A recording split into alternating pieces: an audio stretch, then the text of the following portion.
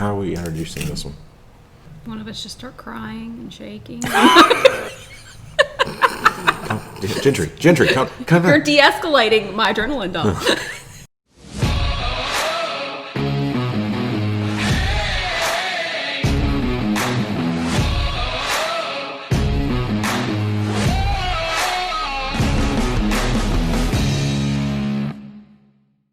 So last week, we did not have a Kylie, and we were discussing a little bit about adrenaline dumps and stuff like that. So we just decided this week to go ahead and kick Kylie off the podcast again.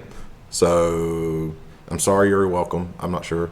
But she's not here again. And Jentry's back with us again, and we're talking about adrenaline dumps. We kind of introduced the subject a little bit last week, and we want to talk about it a little more in detail this week.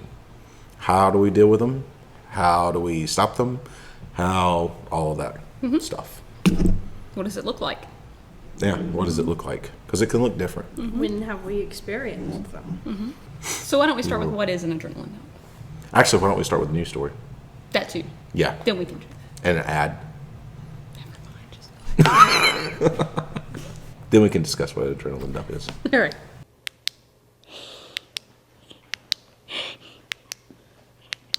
Kylie, what are you doing? I'm playing with the atomic bear flashlight. Why? 'Cause it's fun.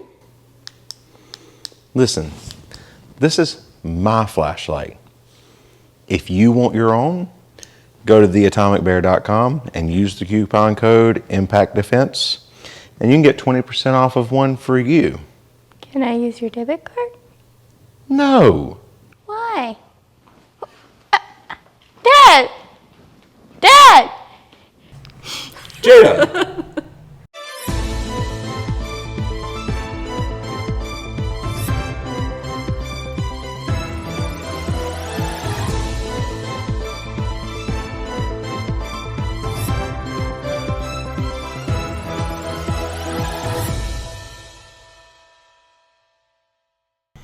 Time for the news portion.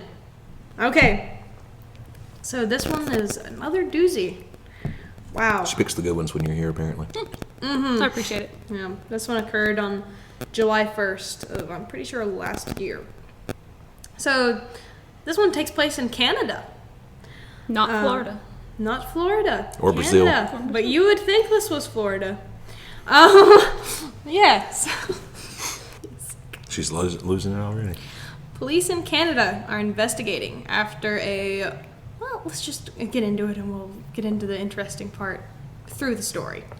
The incident occurred on July 1st when police responded to reports of an altercation between 4 women. The altercation started after 2 females in one vehicle confronted 2 vehicles in the second vehicle regarding being cut off in a drive-through. You said 2 vehicles in one vehicle and 2 vehicles in another vehicle. 2 women in one vehicle and 2 women in another vehicle. Okay. I was visualizing and I lost my place at that point. There's 2 cars sitting in the front seat of one car. Okay. Sorry. Okay, sorry. The altercation started after 2 females in one vehicle confronted 2 females in the second vehicle regarding being cut off in a drive-through. One video circulating on social media shows the moment the argument breaks out. The 2 vehicles are stopped with their wings right against each other as one driver roared through the window at the other before the 2 began exchanging blows. But the second video, filmed by a motorist waiting behind, shows one of the drivers grabbing the other's puppy by its leash and dragging it by the neck towards her car. Wait, there's a dog? Yes. I'm confused. There was wings in there too. Wink, wink, probably door to door. Anyway. Okay. I'm just going by the wording in the article. But yeah, I don't know how many Canadians listen to our podcast. I haven't You looked. can cut that part out still. Nah, it's all good. I don't mind. It's you. Would someone else like to read the No. story? Are you tracking what's going on at this point? Sort of. Kind of. Pretty much. So they're sitting kind of door to door, yelling at each other. And then, Someone got cut off in a drive-thru. yes, okay. Where'd the dog come in? Well, the doors were open and they were now outside of their vehicles exchanging blows, and one grabs the other person's dog and starts dragging it towards their own vehicle. So they're going to dog nap. Apparently. Okay. Except when the owner pursues her to try and get the pet back, The one who stole the dog swings the tiny dog by its leash like a nunchuck, smashing the terrified animal into the side of its owner's head. Screaming frantically, the owner tries to grab the poor pooch back while the first driver continues to swing it by its neck, finally whipping the owner with the other end of the leash, when she eventually lets go before walking away. Neither of the women wanted to press assault charges. When the police arrived, however, following outcry after the circulation of the video on social media, investigators took things into their own hands. I'm assuming this wasn't like a pit bull or something along those I'm lines. assuming not. No, it said tiny dog. I know. I'm sorry. Jada's like, I'm never reading a news story ever again. Yeah, just We're not being a good audience for you. I'm sorry. Go ahead. Continue. No, this one's just like kind of shocking and just there were initial reports of a dog being involved, but the extent was not clear at the time. Officers checked on 2 dogs in one vehicle, and they appeared to be in good health. The police explained their statement on Saturday. The severity of the actions against the dog were not known at the time. However, they became aware of the video and said they are now investigating it as a case of animal cruelty. yeah, it Yeah? should be. Yeah.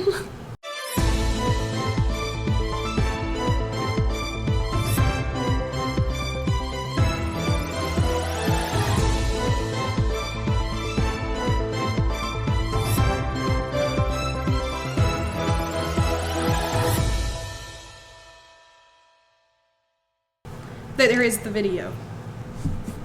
Oh my gosh. The dog's Oh. bigger than I thought it was. That is horrible. Yeah, and there's the owner like tucked in and turned away. Wow. Then they checked that dog and that dog was okay. Yeah, I was surprised. Can we talk about how giant that girl is? Yeah, she's huge. Yeah. Not like huge, but like Yeah, like Viking. She's like 7 foot tall. yeah, and the other one is tiny, or maybe just normal sized. I don't know. But yeah, wow, she's like female Hulk. It takes a lot to sling a dog like that. Yeah, she just slung that thing around like it was nothing. That is. I hope the dog was wearing like a harness and it was Yeah. slung by that, because I couldn't picture the dog being okay if that was by a collar. You know. Yeah. But maybe if it was a harness, That would is explain not how the an dog's improvised okay. weapon that we Would would suggest. suggest ever. No. No, The Cayman Cayman, alligator, yes. was one, Cayman, that, yes. that was one thing. Not the dog. Not like the that. dog was another. Oh, wow. Okay. I told you it was another doozy. I don't know where these are coming from. Okay. So adrenaline dumps. I imagine she would have a extra bad adrenaline dump purely to Maybe that question poor her. dog had an adrenaline. I'm dump. sure. It's like, oh, it seemed fine. It's like laying in the corner, like.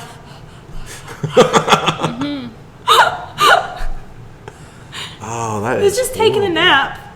You know, and I don't know if we've discussed it or not. I'm not a big pet person, but let me tell you, if I had a dog and somebody was swinging around like that, I would be really, really pissed off. Is introvert crashing anything like an adrenaline dump? I don't think Not quite, no. it's at the same level. Anyway, That's just more like an internal exhaustion compared to an adrenaline Yeah. dump. so adrenaline dumps. What do they feel like? Like shaking, even if you seem okay, like at that point. Like you know you're fine, but then afterwards you're just like really shaky, had trouble articulating things, trying to remember. Can include crying. Oh, cannon. Feels Can. kind of frantic, like you're just in a state of frantic, even though there's nothing going on at the moment. Like you're out of control because your mind is okay sometimes, but usually your mind is okay, but your body's reacting in a way that you can't control. Almost like shock. Yeah. You ever been in shock? No. I have. So I crushed my hand in a piece of equipment where I used to work. And I remember sitting there as I'm bleeding profusely from my wrist, thinking, oh, so this is what shock feels like.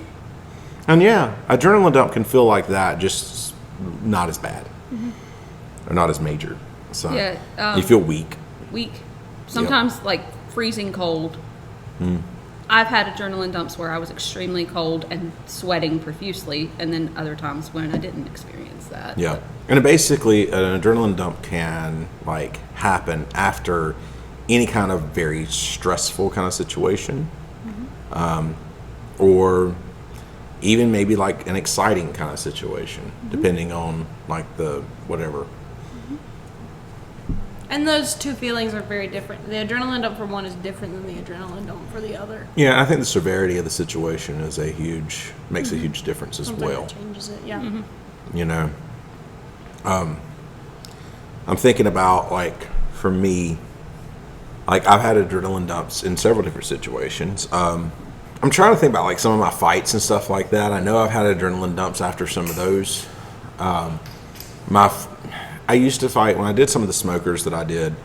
It was smaller and, you know, it's within schools usually that had a ring or a cage or something like that, and you would go to it and do a fight. They were always kind of like smaller in nature. So like you would have the fight, and then there would be an adrenaline dump afterwards, but it wasn't like bad, you know. My first big MMA fight, I go in and I happen to be because I did have some experience in this other mess, and also the guy I was fighting. It was a pro-am kind of thing, so you would have your amateur fights, and then they would lead up to a certain point, and then you had professional fights after that. Excuse me, I was like the amateur main event, whatever kind of crap, and I went out there. And I got my nose broken. I ended up winning the fight. You know, everything was done. But, like, after it was over, you know, that was the first time I had fought in front of, like, a big crowd. And it felt weird because it's funny because basically when we would do smokers, it was like a few schools would get together, hold something in one school, and you would all just kind of go in. And, like, sometimes you would know who you were going to fight beforehand. Sometimes you would not. Sometimes you just kind of show up and go like, oh, okay, that's that dude right there, you know. I fought everybody from just Joe Blow from this one dude school to a cop from a city one time to, you know, just different things. But like in this one, like I had like 12 weeks to prepare, you know. It was really weird. There was this big crowd, you know, walking in. People actually cared to like fist bump the fighters as they're walking in, and I remember walking in like fist bumping people. I thought, this is weird, you know. You know, and then I get in there, get my nose broken basically right off the beginning of the fight, winning the first round. Everything's fine, taking pictures, talking to people on my way out, talking to some people in the crowd. It was like declared like fight of the night and all this kind of stuff, so I got to hear all this wonderful, awesome stuff. But then I go back to the dressing room, and my entire team, we had a team like dressing room and backstage, and we went in there. I went back there. Everybody else was kind of like hanging out, talking, because all of our guys won that night, which was awesome. But I just go back there and just sit down for a few minutes. And I'm sitting there probably 10 to 15 minutes completely by myself, and just like it hit. And that was probably, at least in my fighting career, that was the biggest adrenaline dump I've ever had. I felt completely weak. There's no way that I could have fought a second time. There was some times where I fought a second time in some of the smokers that I did. Went back out and fought again, fought somebody else. I fought one dude twice one night. But like it never really felt like that one did. And I think it was just the crowd and everything else. But I was like shaking a little bit, and I felt really super weak. And I was honestly just a little bit worried because I'd never really experienced like an adrenaline dump quite like that before. So I didn't know like what to expect. My body had been through shock before because that was after I crushed my wrist, and that was the closest to it that I'd ever felt. But like it was really, really weird. I think the first time you really experience that, it's almost kind of worrisome. As I continued to fight, you know, it didn't get nearly as bad. My next fight was nowhere near as bad as that one was. There's always an adrenaline dump. It's just always like your body starts to get used to it a little bit. So, what were the symptoms of your adrenaline dump? You were shaky. Shaky. I felt super weak. Okay. I guess I had my nose broke, so my thinking was, at the moment I thought, man, did I get hit so hard in the head that I'd had a concussion or something like that? These thoughts started going through my brain because I had never like experienced. Yeah. I've been hit in the head a lot, you know. I did a lot of fights before this, but this is the first time. Like it just became legal in North Carolina. So there was this whole new growth thing in North Carolina. And so all the fights that I'd fought in before that was nowhere near on the magnitude. And I was just not, I don't know, I wasn't really prepared for that. So when that adrenaline hit or dropped, it just, I didn't know what was wrong with me at first. So that was immediately like, and I'm not somebody who usually sits around going like, oh crap, something's wrong. That's not usually me at all. But I was in that situation thinking like, oh, did I end up with a concussion? Because I mean, like, I got my nose broken, I got taken down, and then the guy starts pounding right in my face, bang, hit me in the face, where I ended up with a couple cuts around my eyes and some other things. So I started to wonder, like, But like everything was fine. They check you out after the fight, so I was cleared. Everything was fine, no problems. And then I, went on. I've experienced adrenaline dumps as long as I can remember. I've performed since I was 4 years old, and so that's something that I was used to. So did they get less and less, and did it stop bothering you until I realized what they were? They got worse because I had no idea what was wrong with me. I would be really excited for a performance coming up, and then I would experience the adrenaline dump, but I didn't know what it was. I just thought I was getting sick or something was just wrong with me immediately after a performance. I never really understood what it was until I was probably preteen, early teen, when I realized what it actually was. There were other dancers that were a couple years older than me, and there was this one that always seemed so angry and distant before a performance. Never could figure out why, because she was the sweetest, most lighthearted person normally, but she was just angry, weird before a performance, is what I thought. And one day I asked her, I was like, what's wrong with you? Aren't you excited? She's like, no, I'm avoiding an adrenaline dump. I'm like, what do you mean? She said, I don't let my adrenaline go up as I get excited for the performance or while I'm performing. She said, I will not allow my adrenaline to go up, then I avoid the dump after. And I'm like, okay. So I started trying it. And to a certain degree, I was able to do the same thing. I still get that adrenaline dump if I perform, but it's not like it used to be because I can pretty much cut it off. I just ignore everything that's going on. Now, the night before my black belt test, there's a picture Jeremy took of me that night. And I saw this picture probably a week ago, looking through pictures on his phone. And there's a picture of me sitting in the yard, and I'm sitting here and I'm looking off to the side. And I know exactly the feeling that I had in that moment because I remember that night. We were sitting outside trying to distract ourselves because we knew our black belt test was the next morning.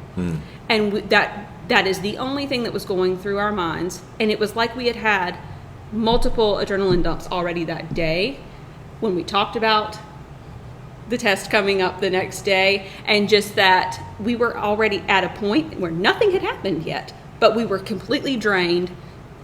There was times I was shaking. It was weird. It was weird. I had never experienced that before something had happened. Yeah. Now, obviously, the one after the test the next day was much worse. Yeah. But that was an interesting thing for me because I'd never experienced them beforehand. But the worst one I ever had was definitely after I was in the grocery store with my 4 kids and the 4 men came up and surrounded us. Yeah. That was definitely the worst one. That one, as soon as the men left, I was shaking, I was weak, I couldn't think clearly, and you saw me hours later and I was still not right. Yeah. The moment you walked through the door, I knew it. Yeah, it was shocking to me how long that one lasted. And it's funny when you recount situations like that, you can still feel that adrenaline feeling, that adrenaline dump feeling whenever you talk about that situation. It comes back. But as y'all have noticed, the more that I told that story, because it's I desensitizing me to that story. Look at her, just like sneaking that in. Just like, yeah. You remember, because neither one of us could say the word desensitization. Desensitization. Yeah, I remember that. Okay. You were looking like really weird at the moment. No, we just have a thing here. It's desensitization. My brain was like talking about one thing, so like it was Oh, fast so- forwarding to later on in the podcast, and then like whenever y'all did you catch that? And I had to go back and replay what you said in my head, Gotcha. and so I get what you were saying, but only about like 3 seconds after you guys said it. I got you. So it's just a delayed reaction yeah. thing. Yeah, because I felt like such a heel when I've asked you so many times, because we were sitting there, we've done women's abduction prevention, we've done these other trainings and stuff like that, women's self-defense and all this other stuff, and have asked you to retell that story and on the podcast. And I felt like a heel every time, but it was such a good, I mean, it's a horrible situation, Right. but it's such a good example. Right, and it was very clear. Yeah, it was everything like- was clear. Mm-hmm. Yeah. And like all of that, and I've asked you to retell that story, and I felt like a heel every single time. But I can also say that yes, I've noticed like the first time you said it, you basically almost cried your way through it. The second time, Basically, I thoroughly cried my way through yeah, I know. it. The second time there was maybe a few little tears, And it then was the more of a third voice time- cracking, and then it's Yeah, it was like, and it's like it's getting, so now it's like, yeah, it happened. And I And also it was, doesn't like and you it- don't yeah. have that same flashback. And It also experience and the everything. emotional part of it. Every time you retell it, you're able to separate a little bit more emotionally Yeah. from it. To this is the details of it. This is actually what happened. Not so much of the yeah. Uh-huh. So in our last podcast, we talked about one of the, like I gave the example of when I had to go find my buddy when he chased down somebody that stole from the store that we both worked at. That whole situation like that used to, when I would retell that story, yeah, there was definitely an adrenaline dump after that because I thought these dudes are going to jump us, the kind of stuff that was said to us and everything else. But in that process, when I'm sitting here and as I was retelling that, I would experience that same kind of emotion. But for me, it was a different emotion. I was angry at my friend because he was in the situation and he kept saying the wrong thing. So when I would retell the situation, I would get mad again. And I was like, just shut up, kind of stuff. But so, yeah, I kind of experience, and then now it's just like, yeah, this was the thing, and that's what he did. And, and I understand he was like really emotionally involved at that point in time because he was there for several minutes before I got there with lots of threats and all kinds of other things that were going on. And now he was like super emotionally involved, and he didn't have the same kind of training that I did to kind of like separate yourself emotionally from that situation. I think it's interesting that Jentry brought up performing as far as that goes because it's a different kind of thing. I think it's different when the stakes are not high. Like when it's not life or death or, a threat to your body and it's just like performance thing. Because you've danced since you were like 4. I was on stage singing since I was 4. And I always thought it was interesting. Sorry, I just That had this for- image of you singing while I'm dancing. Never mind, continue. You can cut that out. Like the thing was, I never got used to being on stage. I've never been someone who wanted to be like performing. I've never been as much of a performer, especially when it comes to just being alone. I've never wanted to be alone, like performing, which is weird considering I like public speaking. But I like teaching specifically. That doesn't give me the adrenaline thing. But performing does. Or a presentation does. The problem is whenever the stakes are not as high, my adrenaline dump comes in the middle when I realize I'm fine and doing a good job. Sorry, that's not a good time. No, it's not. It's terrible. And I just thought like you talking about it kind of like clarified that for me. It may not just be like nerves in the moment. It's like I build it up. I have the nerves beforehand and the in my mind build up, and then in the moment when it's over here, like okay, I'm actually doing this. Everyone's responding well. Oh crap, here it comes. Yeah. And then I start like shaking and everything. And I had this experience recently because I was asked to sing at a funeral just a couple weeks ago, and I hadn't actually sung on stage in 3 years. And I was going through it, and I was just over here going, why am I getting this same feeling that I had after escaping like 2 guys, in that parking lot situation? If you didn't hear that story, you can go back to the last podcast. But I got that same shaky, can't hardly speak thing, but in the middle of a performance, you know, and it was just a really bad time. And it's just, it's interesting, the difference, because when the stakes aren't as high, I tend to have it at a bad time, you know? Right. It's like, oh yeah, I'm fine. There's no threat to my, like, mental stability. It's like, I'm good. Well, but your fight or then flight it's- is not in play at that moment too. So Yeah, at that moment that I like resign myself to it's fine, it definitely, that's when the adrenaline dump happens, and it just happens to be in the middle of a performance for me. See, all the I've time. not- And that's why I hate performing on stage, is that I can't seem to shake that. I never really thought about that, but it's true. And now I kind of hate she's not here. When you were talking about that, you know, Kylie, you said you've been dancing since you were 4. You've been singing since you were 4. Kylie was competing in martial arts competitions since she was like 3 or 4. And like, I watched her at times. There was a certain point, like go back when she was younger, there was no adrenaline dump. There was no nothing to that child. She just was like there, and when she was fighting, she was just and fighting and just walking off. And when she got a little older, I watched all of that start to happen. And now, especially, when she decided to kind of like stop, which I'm okay with because it cost us a lot less money every month not going to competitions, and especially at the level that she was competing at. Started to get very costly. But anyway, you know, I started to see that moment she would go up there. Sometimes she would have the adrenaline dump basically as she's about to start. And that was like the worst times. And then she would have the adrenaline dump afterwards, and you could just see it. She was just like completely drained. You know, she would go up there, she would do the thing, and she would just completely drained.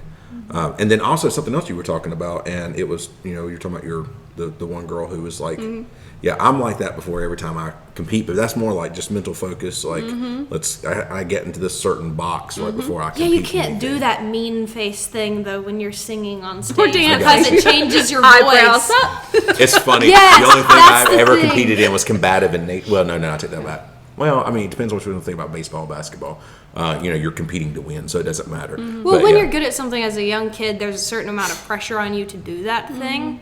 And I may have been good at singing, but I was not good at singing on stage. Like, never. Because for me to get into a zone where I didn't have the adrenaline dump, I had to be, like, determined. But whenever someone finds out that, you know, you're nervous, or they can see on your face that you're behaving differently than you normally do, they start to try and calm you down. And we're like, you don't seem to understand. If you calm me down, I'm going to be shaking all over the place.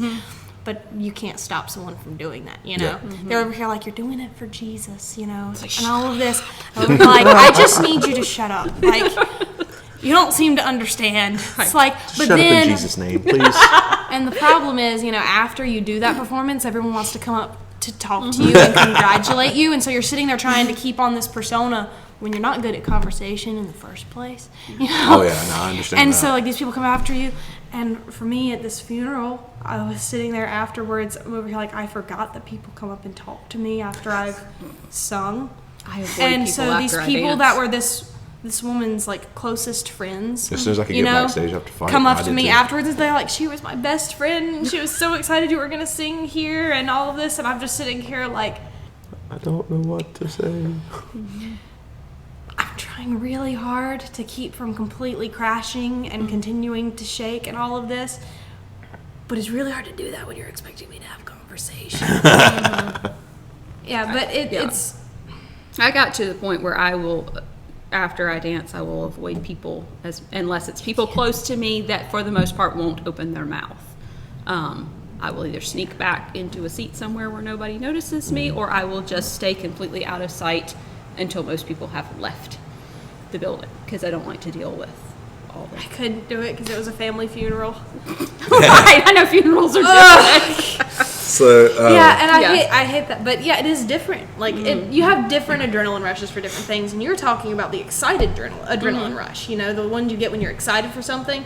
Like, there's a difference between the dread adrenaline rush or the Oh, yeah, like that's fight or true. flight. There's a dread adrenaline rush, a fight or flight adrenaline rush, and then there's the excited adrenaline Yep. rush. And I think about that feeling after you go on. Like, for me, it was like after a roller coaster for the first time. I'm an adrenaline junkie when it comes to excited adrenaline rushes. You know, something that's going, I know is going to be afterwards, fun, like, but is also dangerous. You know.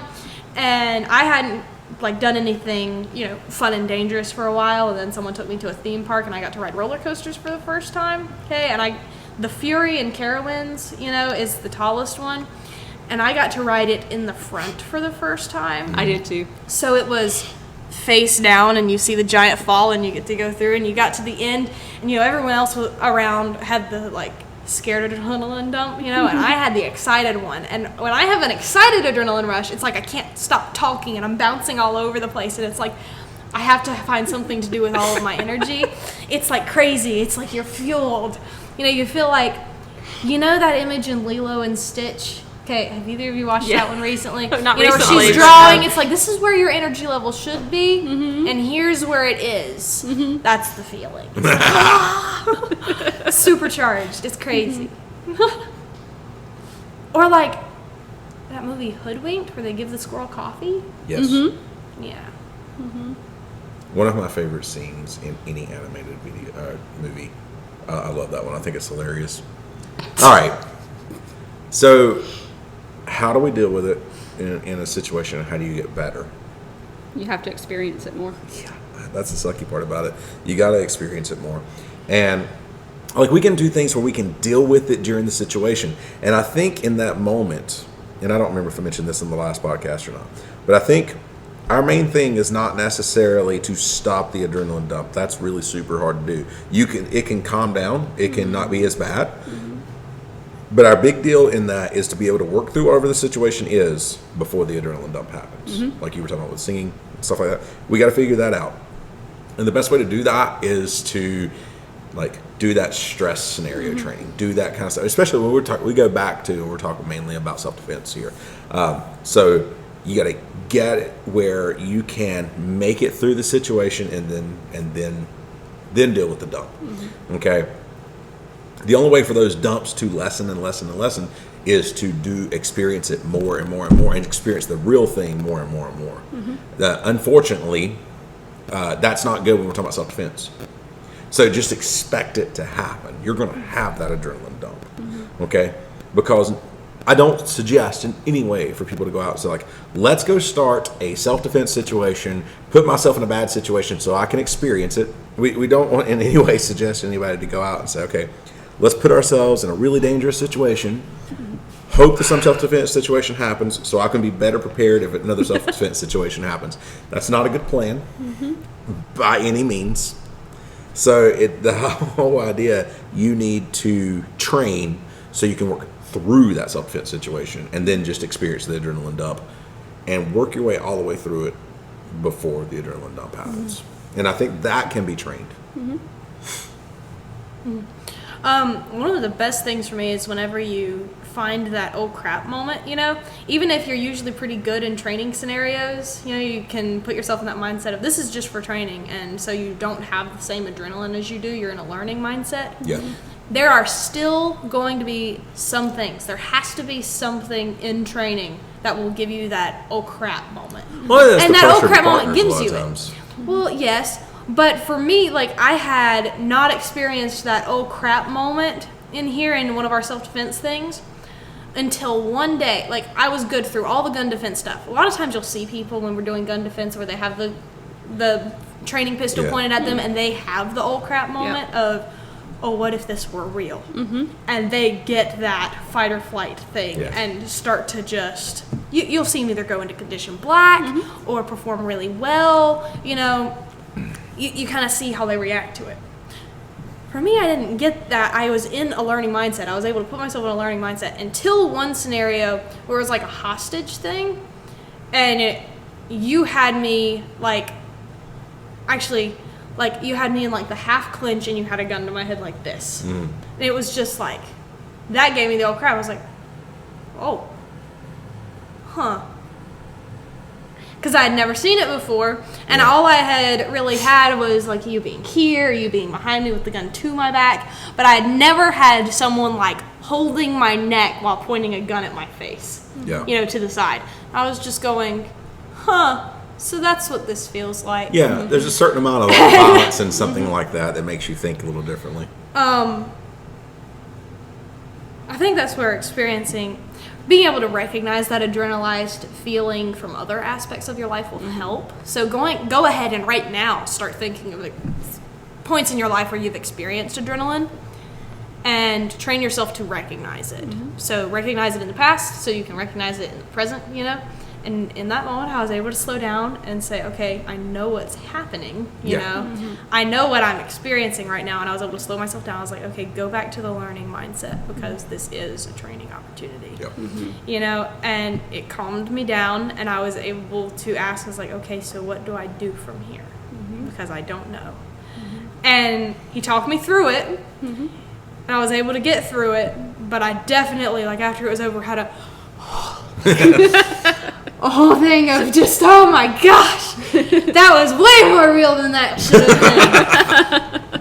And, you know, find those things. Like, think about yourself as, because I didn't expect it. When you're training, you're going to find those scenarios. Just, it might happen when you least expect it. You might have some inkling. Like, maybe if you've had a past situation that was actually dangerous, like a self-defense situation, and then you experience something in training that's somewhat similar. You know, you have the trauma sensation where it brings back the adrenaline, you know? So that could give you an idea of what will cause it, what will trigger the adrenalized state. But if you haven't had those, you may not know what's going to, and the only way to find it is by training all of those different things. Right.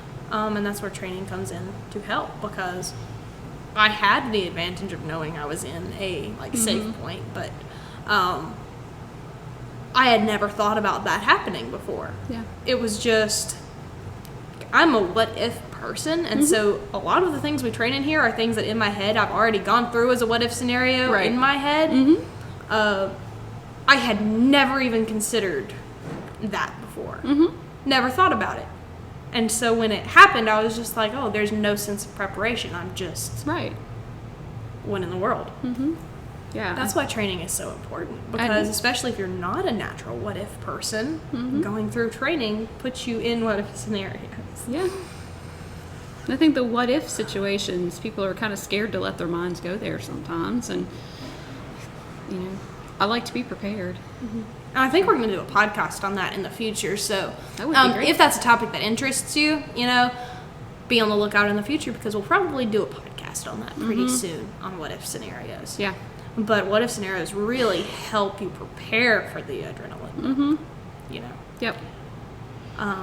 But familiarizing yourself with adrenaline in the first place and having it almost as an old friend, you know. It's like, oh, here it comes.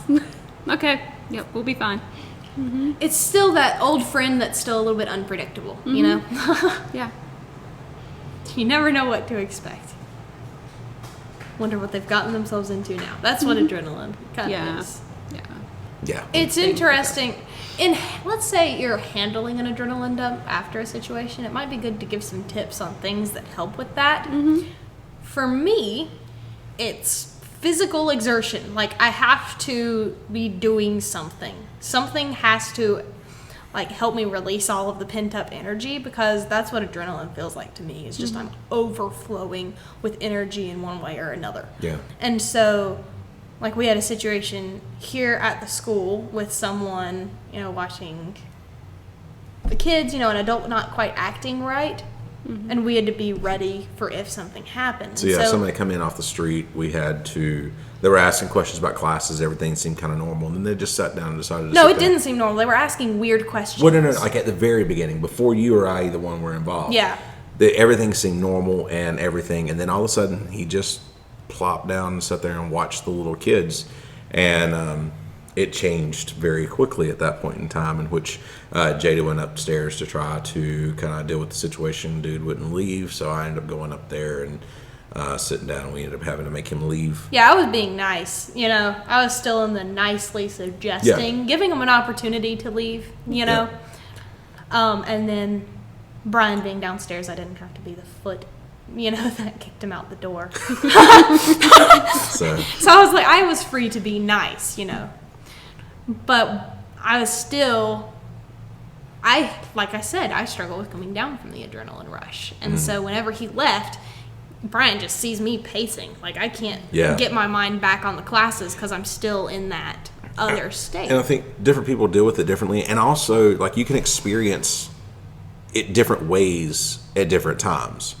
I know, like, for me, after the fight, you know, I felt just like I was carrying an extra 100 pounds.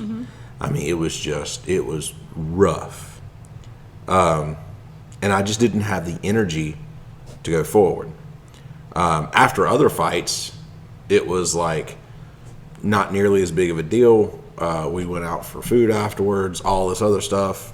So, you know, you never know really exactly what you're going to know. What kind of adrenaline dump you're going to get. Yeah. Because, like I said, after the one scenario in the parking lot, it was a crash of I did feel weak and I wasn't sure what to do with myself, you know? After the one in here, though, it was different. I had backup. I was really energized. Yeah, and I wonder sometimes... It changes. I wonder sometimes if it's not the severity of the situation as well. That changes it, yeah. Yeah. And I'm not saying, you know, I'm in a ring fighting another dude. My life is probably not at stake. Sure, people die in the ring, but that's not what the things are going through my brain at this moment or even afterwards. But that fight, that really... Okay, in that moment, the first time I experienced that, it was just like, in your situation where you were talking about that, you were completely exhausted and everything afterwards. And that was kind of a scary situation. Is that how you felt like after? I know you were very, when I saw you, you were just like, it was the emotional thing. But like right after, did you feel like, was you like personally like exhausted, like out of energy, all that? Yes, So could barely continue walking through the last aisle of the grocery store to finish what I needed to do. And usually mentally it doesn't bother me that bad, but in that situation I was overwhelmed mentally with how would I actually have proceeded if this situation had not ended the way it did. How would I have actually been able to handle this situation? Because there were 4 men. I knew I could have handled 1. I felt confident that I could have handled 2 in that situation if necessary, along with help from my older children. The fact that there were 4, my brain couldn't, it was like I hit a point and I couldn't process anything. It was just, I'm trying to finish this, I'm trying to do this, and my whole body is just, I'm shaking and I can't hardly move or breathe. My experiences have been very similar, and I've thought about that over and over again, is what made the difference, what makes the difference.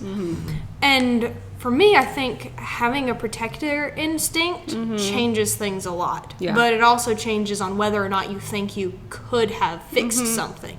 Right. Because for me, in the parking lot situation, was one thing, because the reason I think I was so exhausted afterwards, you know, and it was I feel weak, was because there was the unsureness of knowing whether I could have done something or not, you know, because my whole plan relied on, if something happens, I'm going to do my absolute best, you know. But I was also alone, so I was the one I was protecting, not other people. And it was 2 against 1, so there was always the what if, could I actually get out of this? You know? And so that made me feel weak, of the unsureness. Okay. It was different whenever I was in here and I was putting myself in between the kids and a possible threat. But another difference was I also knew that my backup was right there. You know? And so I didn't really have a question on whether or not we could handle it. You know? It was the anticipation of, will I have to? So I mean, he was just right in front of a window. You could just kick him straight through. There was no fear there. Like, for me, in the other situation, the fear took place afterwards. Okay? In this situation, there was no fear involved at all, which is where I think the energy came from. It's like it was just pent-up energy that I had to do. And so I think the actual fear and unsureness caused me weakness there. You know, that's where my weakness came in. But whenever I was confident that we could handle it, but it was just a matter of... Like how? It's like, oh, how he's far not someone's ever go. he's not ever going to get to one of these kids. That is not happening. Right. And I knew, like, I was very sure that it wouldn't. But it was also the adrenaline of if my body was like actually going to have to do something Right. to physically do it, and there's that like shaking and jumping, like, and Yeah. so whenever I was expecting to have to expend that kind of energy and expecting the adrenaline, it all dumped after everything was over, but it was extremely energized kind of thing of what do I do with all of that energy that my body was preparing to use. And so I handled it by like I wore those kids out in the later classes because we were doing the warm-ups, and I'm over here like doing like over 100 jumping jacks and not feeling anything. It's like, that's not working, let's try push-ups. And The poor children are going, and then we sparred, and I basically did everything in every other class after that because I was trying Jada's to like, I saved you from a guy doing no, push-ups. it wasn't. It was I had to do something with that energy. But Yeah. those poor kids didn't have that kind of energy. I just needed to get rid of it. And so there was that. I do think if you're protecting someone else makes a difference. It does. And if you're actually sure of how it would have gone, you know, yeah. I think it makes a difference on how that adrenaline dump comes into play. That's just what I've noticed for me. I don't know about other people. I was just trying to find the commonality there, or if there was a commonality. I was trying to see if there was. That was that kind of thing there that I was looking for. Is there something that was kind of, and it was like, Yeah. you think about it like in that moment when you're unsure, where you may be in personal danger. So if, finding that commonality between, so it looks like if you have, a combination of like, a threat, a possible threat to your personal or someone around you's safety, combined with the fact of where like some fear of not really knowing how it's going to go, then these things kind of tend to exhaust you more than like other types of adrenaline dumps that may leave you like with all this extra pent up adrenaline and That's stuff like that. that's my theory. It's fear combined Sounds with good. not knowing how it could have gone. That I think brings the weakness afterwards because it went well, but there was so much unsureness, and when you Yeah. look back, there was still so much fear involved. Even if you handled it well, Yeah. And I think whenever you look back and there's not fear of how it would have gone, it's completely different because I think it can turn into just, what do I do with this energy now? Yeah. But anyway, yeah, I mean, the adrenaline dump is probably going to come. You just kind of have to deal with it. Good or bad, it's just something you're going to have to learn to work with and hope and, work and train your way through to get past the adrenalized state and work through that. So after it's all over, then you can just experience the dump the best you can. And hope you don't have to be in too many situations where the adrenaline dump does not get bad enough, because that kind of sucks too, if you think about it. Guys, thank you very much for listening to the podcast, watching it on YouTube, either way you're taking it in. Make sure to check us out on YouTube, Facebook, Instagram, TikTok, all that kind of stuff. Share the podcast, rate the podcast. All of these things help us out tremendously. Visit our sponsors. This also helps us out tremendously. Check out anything. We have coupon codes with a few different companies. All of those things can be found in the descriptions. Thank you very much for watching and or listening, and we will see you in the next one. Stay safe, stay alert. Bye guys.